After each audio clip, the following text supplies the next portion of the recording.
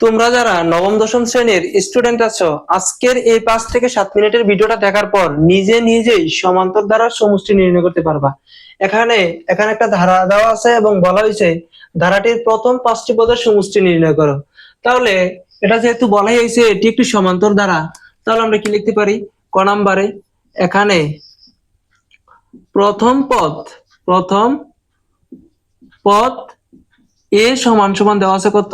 2 এবং সাধারণ অন্তর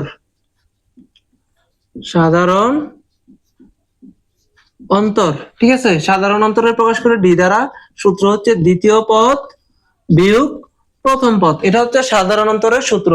তাহলে দ্বিতীয় পদ কত আছে? দ্বিতীয় পদ আছে কত? 5 মাইনাস প্রথম পদ কত আছে? 2। তাহলে কত পাইতেছি? সাধারণ অন্তর 3 পাইতেছি। তাহলে বলা হয়েছে 5টি পদের সমষ্টি নির্ণয় করতে। এখানে সূত্র হচ্ছে n সংখ্যক পদের সমষ্টি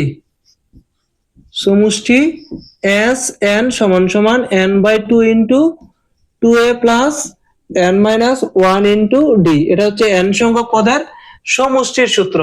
যেহেতু আমাদেরকে বলা হয়েছে 5টি পদের সমষ্টি নির্ণয় করতে, তাহলে 5টি পদের সমষ্টির সূত্র কি দাঁড়ায়? 5টি পদের সমষ্টি যেহেতু এখানে n এর জায়গায় 5 লিখছি, এখানেও n এর জায়গায় কি লিখবো? 5 সমান সমান এখানে n এর জায়গায় কত আসবে? 5/2 into 2a plus 5 minus 1 into d। ঠিক আছে? তো 5টি পদের সমষ্টি। যদি 10টি পদের সমষ্টি বলা হয় তাহলে শুধু n এর জায়গায় আমরা 10 বসাইলেই চলবে। তাহলে যেহেতু বলা হয়েছে 5টি পদের সমষ্টি, তাহলে লিখতে পারি সুতরাং 5টি পদের সমষ্টি s n equal to s 5 সমান সমান 5/2 into 2a plus 5 minus 1 into d। ঠিক আছে? অর্থাৎ 5টি পদের সমষ্টির সূত্র হচ্ছে এটা। তাহলে এবার কি লিখতে পারি?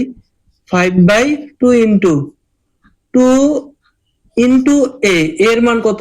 এর মান কত পাইছি আমরা? এর মান 2 প্লাস 2 এর 2 এর বদলে 2 প্লাস এর প্লাস ইন্টু কি লিখতে পারি আমরা? 5 থেকে 1 বিয়োগ করলে পাইতেছি আমরা 4 ইন্টু পাইতেছি কি? ডি এর মান আমরা কত পাইছি? 3 পাইছি। ঠিক আছে? এবার কি লিখতে পারি? 5/2 ইন্টু 2 এ 2 গুণ করলে এগুলা পাইতেছি 4 প্লাস এর প্লাস 4 এ 3 গুণ করলে 3 4 12 পাইতেছি। এবার কত পাইতেছি?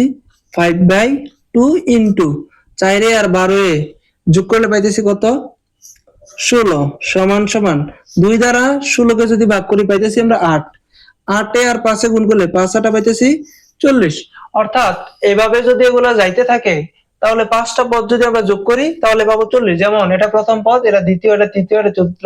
সর্বক্ষেত্রে ব্যবধান কত? 2 এর সাথে 3 যোগ করলে হয় 5, 5 এর সাথে 3 যোগ করলে 8, 8 এর সাথে 3 যোগ করলে 11। 11 এর সাথে যদি আমরা 3 যোগ করি পাবো হচ্ছে গিয়ে 14। ঠিক আছে? তো একটা, দুইটা, তিনটা, চারটা, 5টা, এই 5টা যদি একসাথে আমরা যোগ করি তাহলে দাঁড়াবে 40। কেমন? আচ্ছা, এবার খ নম্বরে বলা হয়েছে ধারাটির সমষ্টি নির্ণয় করো। ধারাটির সমষ্টি অর্থাৎ যেহেতু ধারাটির সমষ্টি বলছে, অর্থাৎ সম্পূর্ণ ধারাটার সমষ্টি আমাদের নির্ণয় করতে হবে। কেমন? সম্পূর্ণ ধারাটির সমষ্টি নির্ণয় করতে হবে। তাহলে এখানে সম্পূর্ণ ধারা কত পদ পর্যন্ত আছে? 62 পর্যন্ত কিন্তু আছে। কেমন? তাহলে আমরা এখানে লিখতে পারি 62তম পদরা কততম পদ হইতে পারে? আমরা এখানে লিখতে পারি প্রথম পদ এ দ্বারা প্রকাশ করে পাইতেছি 2, সাধারণ অন্তর ডি দ্বারা প্রকাশ করে পাইতেছি 3। কেমন? তাহলে এ আর 3 ঠিক আছে। তারপরে এই যে 62 এটা কততম পদ? এটাকে আমাদের বাইর করে নিতে হবে। কেমন? যদি আমরা সম্পূর্ণটার সমষ্টি নির্ণয় করতে চাই তো। তাহলে এখানে মনে করি n তম পদ সমান সমান 62 এবং n তম পদের কিন্তু আমরা সূত্র জানি। n তম পদ সমান সমান a plus n minus 1 into d। ঠিক আছে? তো অর্থাৎ n তম পদ ধরছি, আমরা মনে করছি 62, অর্থাৎ সর্বশেষ পদটার আমরা n তম পদ মনে করছি এবং n তম পদের সূত্র হচ্ছে এটা। এটাও n তম পদ, এটাও n তম পদ। তাহলে কি লিখতে পারি? প্রশ্ন মতে লেখা যায় a plus n minus one into d সমান সমান 62, অর্থাৎ এটার সমান এটা। তাহলে আমরা এর মান প্রথম পদ এ পেয়েছি কত, 2 প্লাস সাধারণ অন্তর অর্থাৎ দ্বিতীয় পদ বিয়োগ প্রথম পদ ডি এ পেয়েছি কত 3। তাহলে n মাইনাস ওয়ান ইন্টু 3, ঠিক আছে, এরপরে পেয়েছি 62, বা 2 প্লাস এন এন এ আর 3 গুণ করলে পাইতেছি 3n মাইনাস এর মাইনাস 1 এর 3 গুণ করলে 3 সমান সমান পাইতেছি 62, বা 3n মাইনাস এর 3 প্লাস এর 2, প্লাস এর 2 যদি মাইনাস এর 3 থেকে বাদ দেই তারপরে কি থাকতেছে মাইনাস 1 থাকতেছে, ঠিক আছে, সমান সমান পাইতেছি কত 62, অর্থাৎ 3 এর থেকে 2 বিয়োগ করলে 1, যেহেতু 2 আর 3 এর মধ্যে বড় সংখ্যা 3 সামনে মাইনাস চিহ্ন সেহেতু মাইনাস চিহ্ন, অর্থাৎ বড় সংখ্যার চিহ্ন সবসময় বসাইতে হয় সেহেতু 3 এর চিহ্ন আমরা এখানে বসাইছি, কেমন, বা 3n সমান সমান 62, মাইনাসের 1টা এপাশে আসলে হবে প্লাসের 1, বা 3n সমান সমান পাইতেছি 63, বা n সমান সমান পাইতেছি 63 ভাগ 3টা গুণ অবস্থায় অপরপক্ষে আসলে হয় ভাগ। তাহলে সুতরাং n সমান সমান আমরা পাইতেছি 63 কে 3 দ্বারা ভাগ করলে পাইতেছি 21, অর্থাৎ এখান থেকে এখান পর্যন্ত টোটালি পদ আছে 21টা, ঠিক আছে।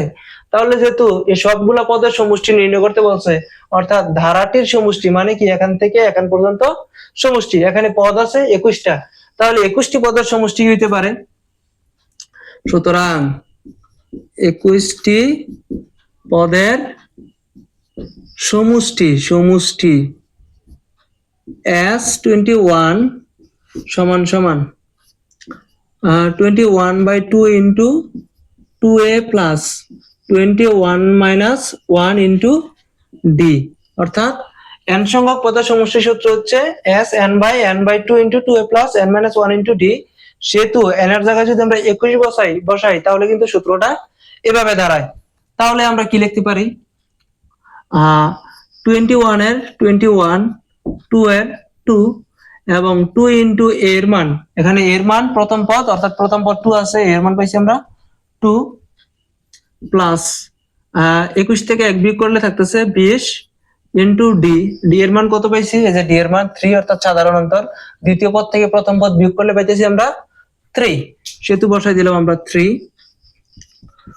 21/2 2 দিয়ে গুণ করলে পেতেছি 4 যোগ 3 আর 20 এর 3 গুণ করলে 3 20 কত 60, সমান সমান 21/2 ইন্টু যোগ করলে হয় 64 সমান সমান 2 দ্বারা 64 কে ভাগ করলে পাইতেছি 32, 32 আর 21 গুণ করলে যা হয় সেটাই হচ্ছে আমাদের নির্ণয় মান। আচ্ছা, 32 গুণন 21 সমান সমান পাইতেছি 672, অর্থাৎ সব ধারাটির সম্পূর্ণ সমষ্টি হচ্ছে 672, ঠিক আছে, অর্থাৎ এখান থেকে এখান পর্যন্ত সবগুলো সংখ্যা যদি যোগ করি তাহলে আমাদের আসবে 672।